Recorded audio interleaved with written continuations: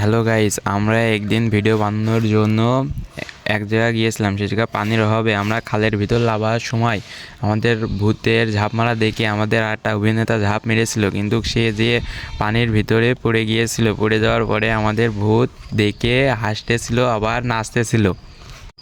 আমরা পানি নিয়ে ভূতের মুখে দিয়ে তারপরে ভূতের মেকআপ এবং ময়দা মাখিয়ানোর সময় আমাদের ভূত একটু ফ্লিংসে ছিল, সেই জন্য আমাদের ভূত হাসতেছিল।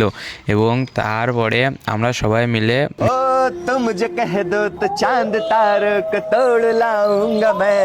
कुछ भिखारी से कुछ गरीबों से छीन लाऊंगा मैं।